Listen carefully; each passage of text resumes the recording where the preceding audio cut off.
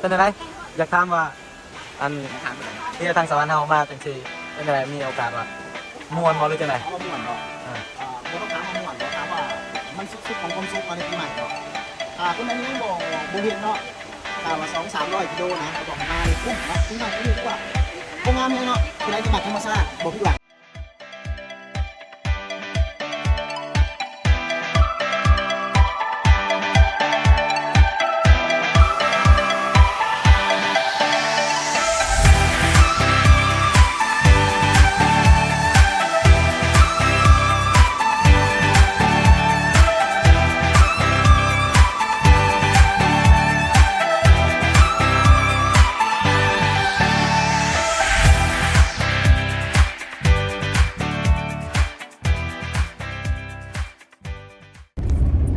สบายดีมุสิกูสิคนพี่น้องสบายดีเนาะทาง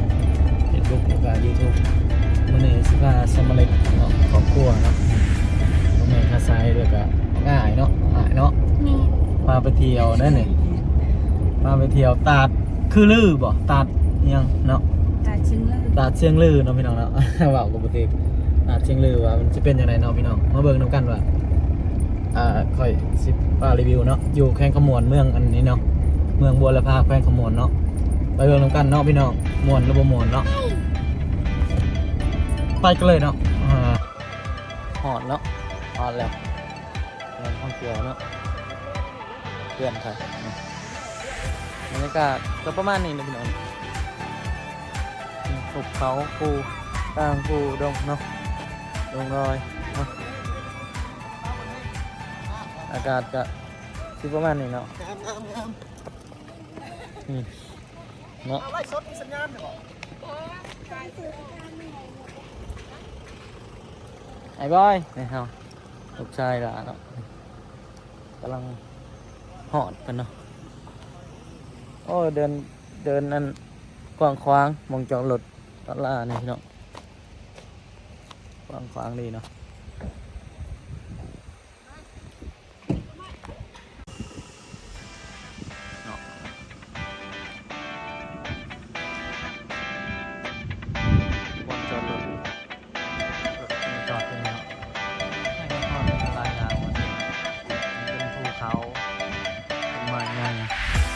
ธรรมชาติเนาะ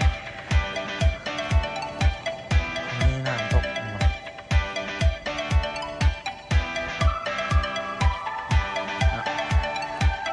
น้ำตกที่หนองหอดมาเด้อค่ะ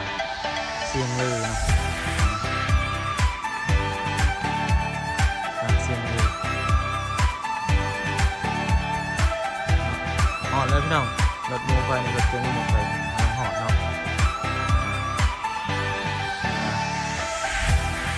เดี๋ยวคืองดงามอีกแห่งหนึ่งไปเบื้องหนึ่งกันเลยเนาะน้องนำตกพุดนะดีมากงานชมเนาะเอาเนาะหอดเรียบร้อยเนาะพี่น้องนี่เป็นอะไรผู้สาวมาม่วนปะ สัมภาษณ์นะผู้บ่าว นี่ ได้อยากขาด เป็นอะไรม่วนปะสาวมวน เนาะอากาศเนาะนี่สิขึ้นให้พาไปเบื้องน้ำตกเนาะไอเบิ้งห่านคล้ายเขาจะทำเนาะเนาะ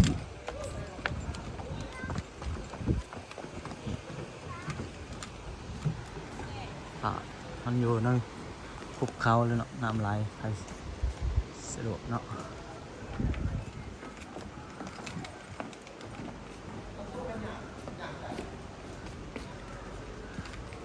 มันมีอาหารเนาะนี่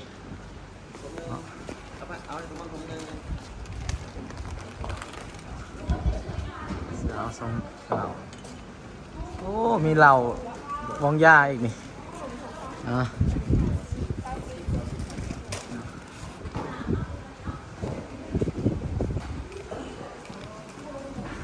อ๋อแบบม่วนเนาะกับเทคนิคยังแบบคือเนาะพี่น้องเนาะแบบธรรมชาติแห้งเนาะแบบธรรมชาติแห้งนี่เนาะไอ้น้ำนี่ก็โอเคแล้วนี่เนาะน้ำตกตรงนี้เนาะว่าพี่น้องมาเบิ่งว่าน้ำตกตา สมาชิกเนาะสมาชิกเนาะ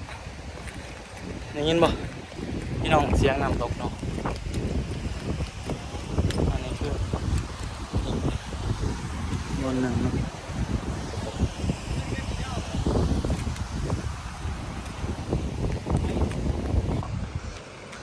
สิได้พามาเบิ่งเนาะปากสวยงามอลังการพี่น้องเนาะสำหรับคอยมวนแล้วนี่เนาะปีใหม่ปีนี้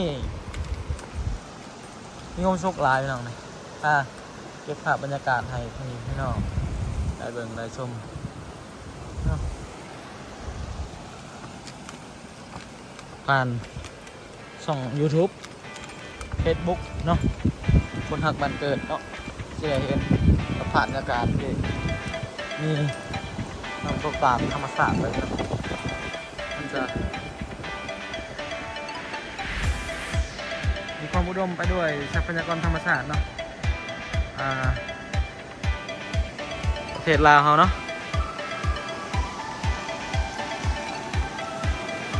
ใครบ่ได้มาเห็นกะมาได้เนาะเป็นเปิดตลอด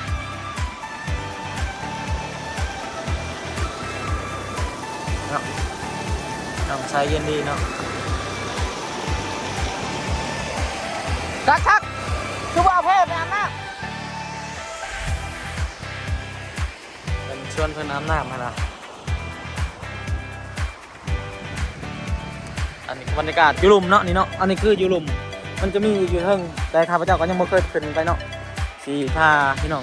ไปเก็บภาพบรรยากาศอยู่ถึงพูดเนาะเมื่อยเนาะพี่น้องแต่มีความสุขแต่บนหนังผักเนาะบนหนังผักนี่กระดาษหายเรียบร้อยแบบธรรมศาสตร์เลยเนาะทีมงานเขาจะไปทางไหนเนาะทีมงานเขาเพิ่น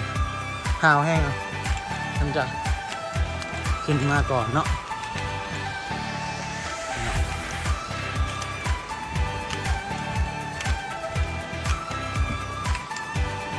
แล้วสิไปอาบน้ำให้เบิ่งเนาะว่ามันงามเพอร์เฟคสำหรับเนาะมาเลยเนาะอันนี้คือ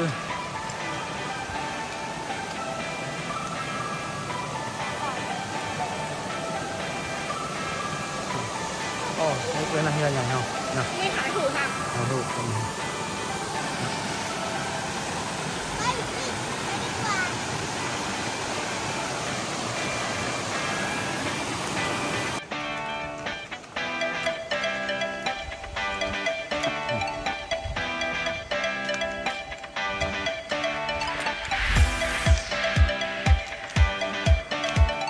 ตอนนี้คือสิไปบอลน้ำตกชุดๆเนาะแบบบอลที่ว่าน้ำตกแห้งๆเนาะอันนี้คือตัวที่อยู่หลุมเนาะหมอนเนาะตัวกินธรรมชาติแบบธรรมชาติแท้ๆ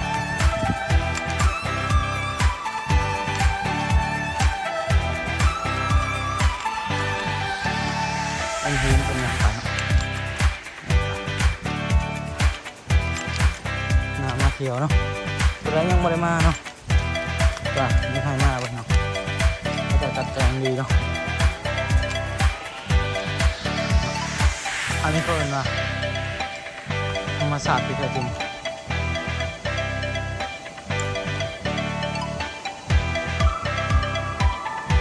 เปิดเป็นแหล่งท่องเที่ยวเนาะ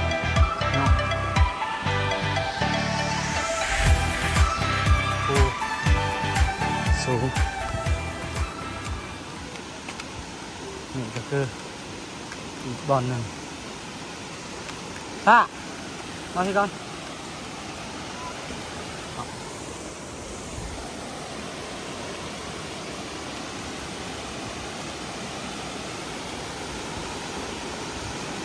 ยังมีอีกบอลหนึ่งพี่น้องที่ว่าสูงกว่านี้เนาะแต่นี่ก็งามพอแห้งเนาะแล้วนี่ก็งามพอแล้วเนาะ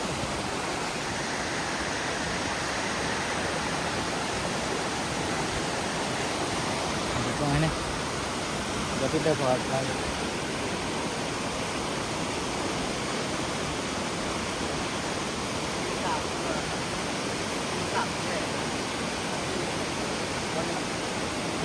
น้ำตก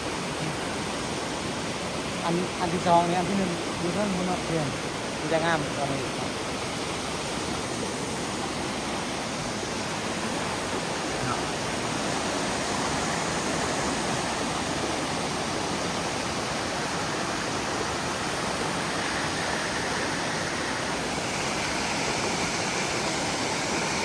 เสียง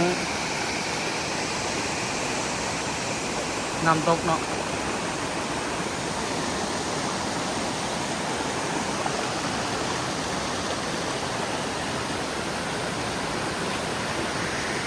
แต่จริงเอาเบิ่งนี่คือสิบสูงเนาะพี่น้องแต่ว่าระยะสูงของน้ำตกนี่ประมาณอยู่10 เมตรพี่น้องหรือว่า7 เมตรประมาณนี้ได้เนาะเอาเบิ่งนี่คือสิบสูงแต่ที่จริงมันสูงเนาะ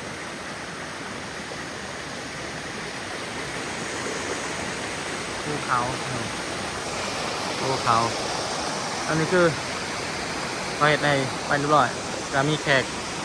หลายเนาะเข้ามาเที่ยวมาลิงเนาะไป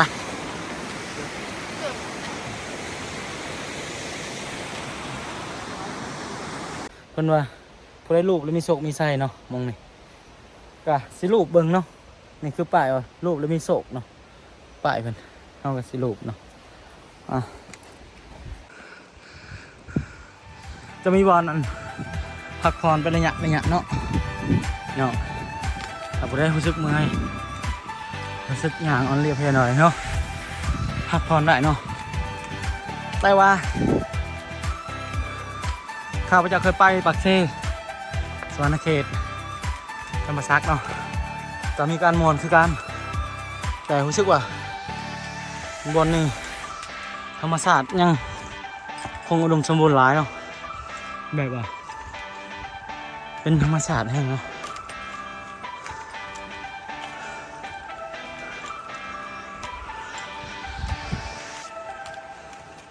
ทางเที่ยวเพิ่นจะลาดด้วยซีเมนต์เนาะแบบลาดด้วยซีเมนต์มีต้นไม้ใหญ่ระดับหลายร้อยปีเนาะบอลผักเรื่อยก็มาหอดฮะไอ้น้องฮะเนาะพักผ่อนเมื่อยเท่าไหร่ยังลูกผูกมานี่มันเมื่อยโอ้ต้นเต้านี่คือว่าใหญ่ต้นสับต้นเผาเนาะเห็นไหมเชียวสัมผัสเนี่ยเมื่อยบ่เมื่อยนี่ย้อนเราเมื่อย มาปีหน้ามาให้FC เบิ่งเลยแต่ถ้าเล่าเรื่องว่ามีความชุกบอกโคตรได้คำเดียวว่าชุบหลาย เนาะ คุ้มค่ากับการเมื่อยเนาะบอกเลยใครที่ยังบ่เคยมาเนาะต้องมาลองต้องมาชมเนาะคนที่มักธรรมชาติเขาบอกได้คำเดียวว่าบ่มีคำว่าผิดหวังกินธรรมชาตินี่เต็มโตบอกว่าเต็มโตเลยเบิดทุกส่วนของห่างกายคือกลืนธรรมชาติเบิดมือเลยมือนะแล้วก็รู้สึกว่าภูมิใจหลายครับการเดินทางมา200 กว่ากิโลเมตรเนาะที่มาฮอดคุ้มในมาในนามหมักธรรมชาติบ่หรือว่าในแบบใดในพักผ่อนเป็นปีน้ำหมักนะแห้งเลย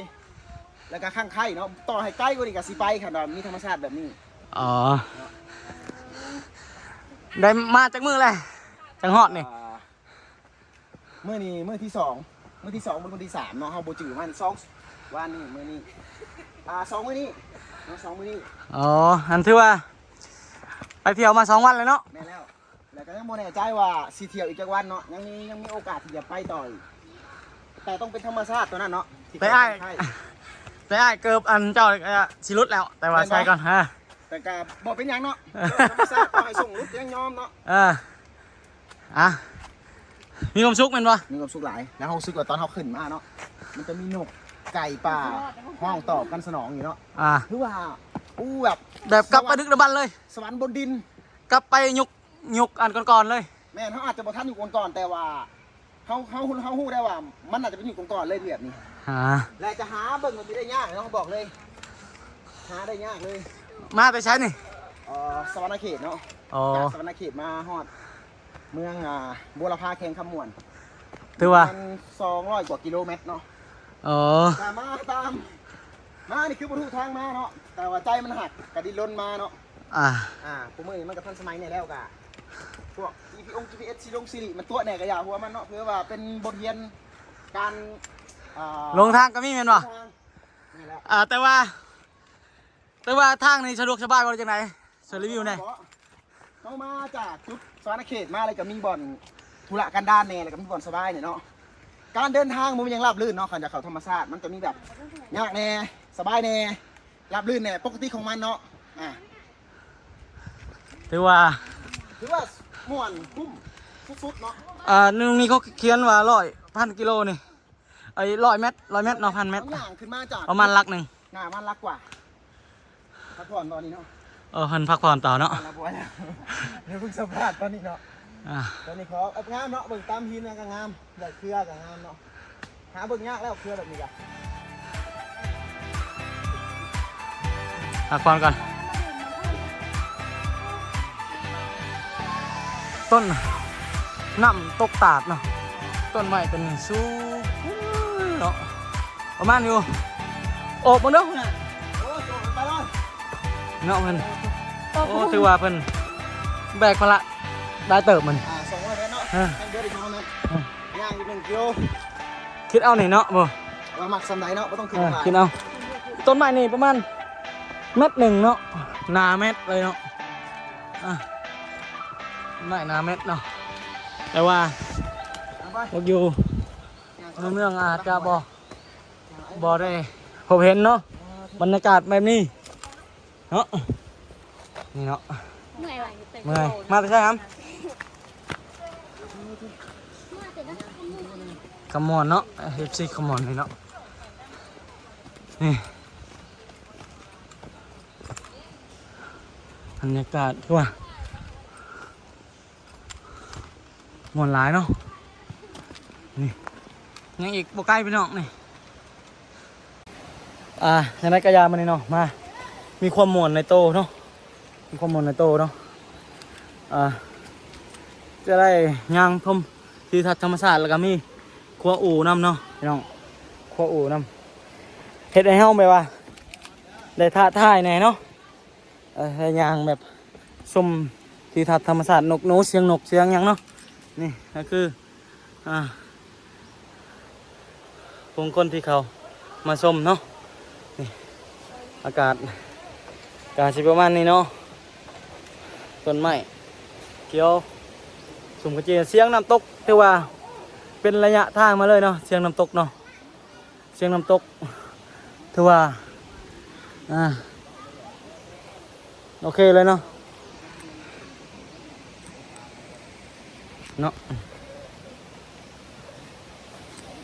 เฮ็ดให้บางคนนี่ก็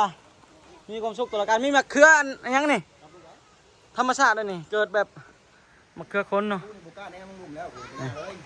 เนาะเห็นนะ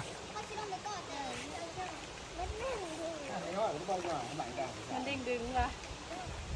ตอนนี้นะเขาก็มันสิไปเนาะ คุณแม่พลาเกิด ไปให้มาแล้ว ตามดูก่อน เนาะมีความสูงเติบถือว่า แมนแต่ว่าอายุซุกแน่นหนาดีกว่าเป็นทุกอย่างความสูงเนาะตัวซุกแน่เบิ่งโอ้แน่นหนาหลายหลายเนาะแน่นหลายเห็นเฮาแบบว่าบ่ค่อยซุกย่านเลยแต่ก็เชียวๆนั่นเองสำหรับข่อยคนที่ย่านความสูงเนาะบ่กล้าแน่ต้องลุมเข้าไปก่อนเนาะ เนาะถือว่าเชียงน้ำตกนี่ถือว่าตลอดสายเลยเนาะเฮาตลอดสายเป็นห่วงลงไปเลยเนาะแต่ว่ามีความม่วนเนาะในการถือว่างามหลายพี่น้องแรมแต่ไกลเนาะควาฮักฮอดด้วยนี่เนาะได้เกิดมาฮะกันได้เห็นตาดตัวนี้ถือว่าบ่ธรรมดาเนาะมีกลิ่นไอของน้ำเนาะมีความละอองน้ำเนาะนี่คือตาดที่สูงที่สุดในแขวงขมวนเนาะแม่นบ่จัก เป็นยังไงบรรยากาศ โคตรเสี่ยวแบบขาอะไร แต่ว่าสมกับความมาวะ สุดๆเลย คุ้มบ่ บ่ต้องถามว่าคุ้มบ่ถามว่ามันโคตรอ่ะ อ่ะ งาม มีความสุขหลายเนาะ มีความสุขหลายเชียวต่อให้เงิน100 ล้านยังบ่ทำนี่ นี่เนาะ อ๋องาม โอ้ หลาย ต้นไม้โอ้จ้าตัวโอ้สินางอยู่วันนี้ประมาณอยู่4-5 ชั่วโมงเลยพี่น้อง เต้นจ้า เรือ อยู่สักเดือนหนึงแล้วทำนี่บอลผัก เนาะ ถ้าเพิ่นมีบอลผักนี่อยู่ก่อน เป็นเดือนก็อยู่ได้เพราะจะยังมีเงินเสาให้เพิ่นเนาะที่สุดหลายเนาะเบิ่ง หุบเขาพี่น้องกลางหุบเขา ร้อยแล้ว กลางหุบเขา คิดยอดหลายเจ๋งอ๋อ200 กว่าลัก300 กว่าลักเนาะบ่แม่นปัญหาคือมาฮอดอะมันงาม เสียงลือเนาะพี่น้องเนาะนี่คือตัดเสียงลือของ ตาดลือเนาะ แขวงขมวน ล่ำลือ เนาะ งานแฮงโอ้ตัวที่จะสดไว้เนาะ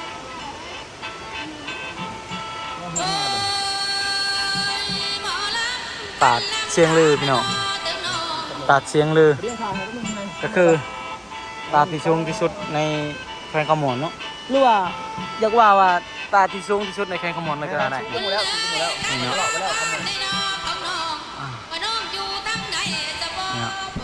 แล้วเขาจะได้ไปไกลๆเนาะจะได้เข้าไปไกลๆเนาะ ขึ้นมา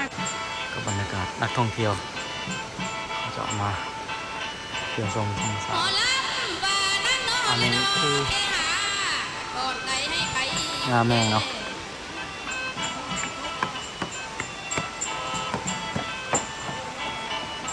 คือว่านี่นก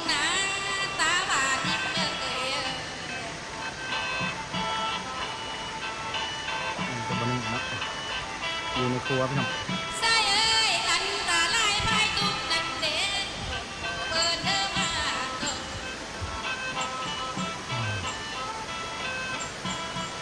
โอ้โห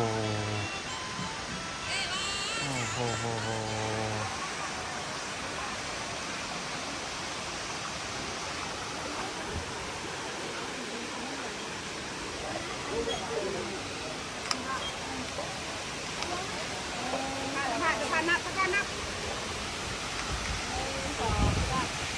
ว้าวกินไอ้น้ำพี่น้องกินไอ้น้ำคือกินไอ้น้ำเย็น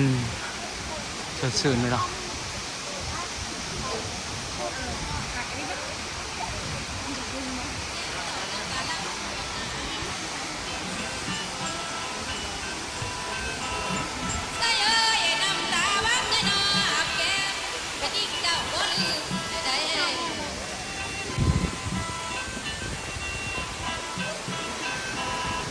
บรรยากาศตอนนี้ก็คืออยู่ที่ตัดเชียงเลเลยเนาะอากาศมันจะเป็นแบบพ้นดินเลย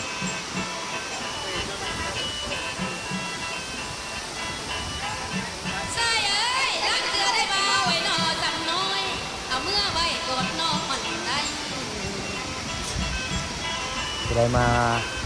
ผู้ใดประทันน้อยมากอะอยากให้มาเนาะมันจะมีอยู่ในนาฟ้าจะมีดอกไม้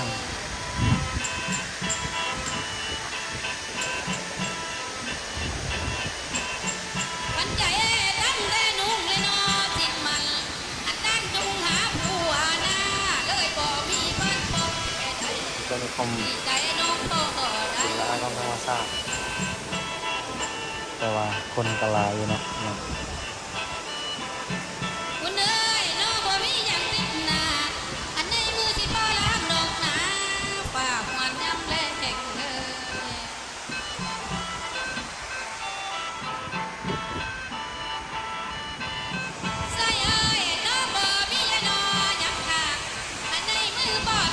อันนี้คือบริหับแสงแดดเลยถ้าคือหับแสงแดดก็คือตอนเที่ยงที่มีแดดยันแต่ว่าไม่แดดเนาะ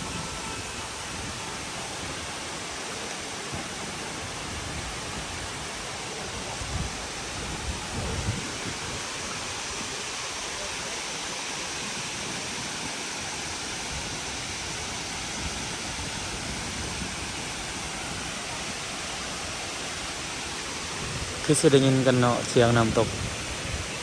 จากธรรมศาสตร์เฮา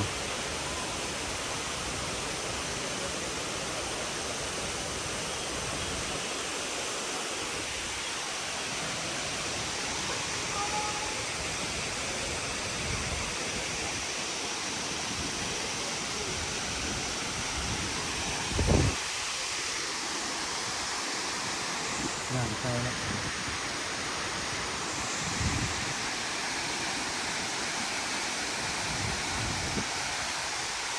อยากไปอาบน้ำแต่ว่า มีความหนาว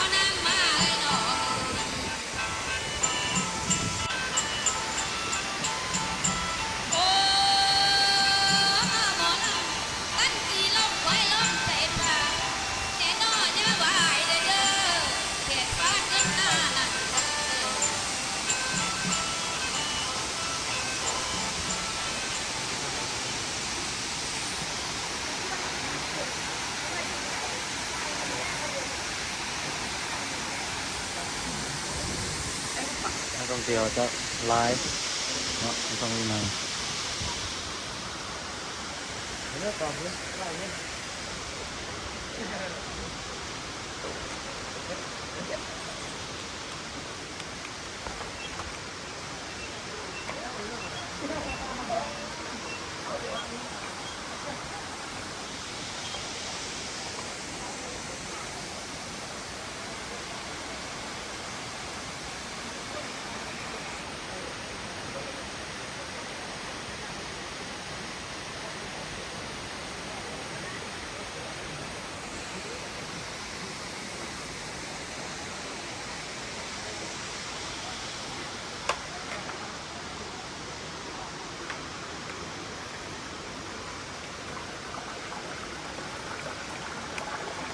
ถ้ามีโอกาส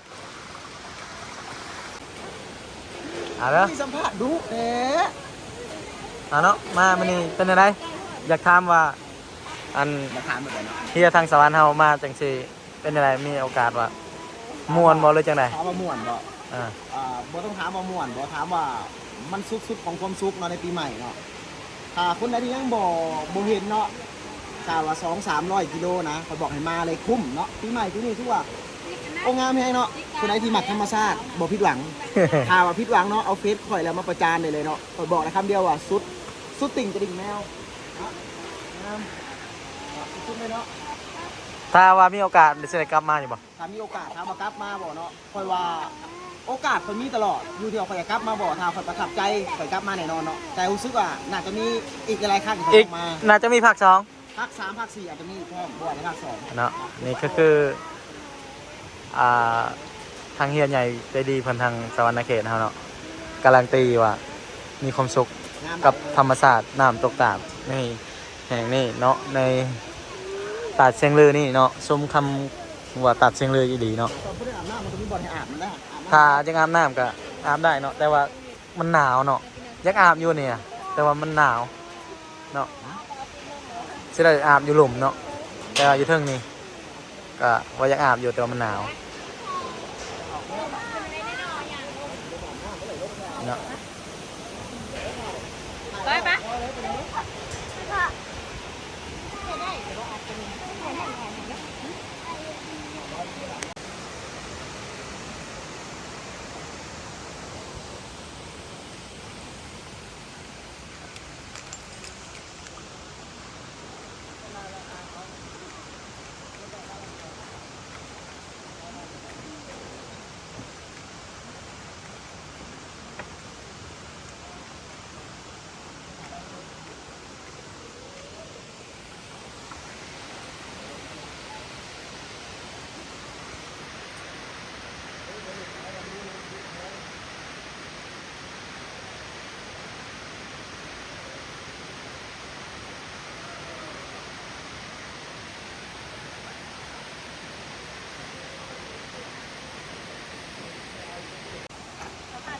เป็นจังได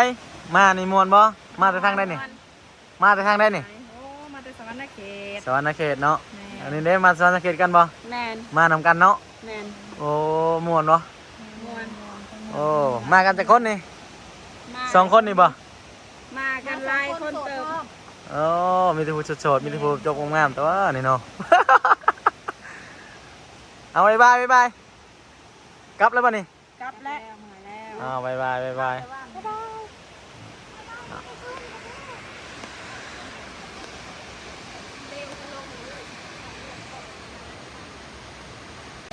เอาที่ได้กลับก่อนพี่น้องที่ได้อำลาพระจากจากคลิปนี้เนาะเอาตอนที่ได้กลับจากตราดเนาะมีโอกาสหน้าจะได้มาพบมาพอกับซีสูตรคนใหม่เนาะในมื้อนี้ข้าพเจ้าจะได้อำลาพระจากในตราดเมื่อพารานไซสวรรณเขตนำเลยเนาะแต่ว่าภาพประทับใจไม่อยากกลับเลยเนาะแต่ว่าที่มีโอกาสอีกครั้งหนึ่งพัก2พัก3คือว่าเนาะที่ได้กลับมาอีกครั้งหนึงโอกาสเนาะสบายดีทุกคนบ๊ายบาย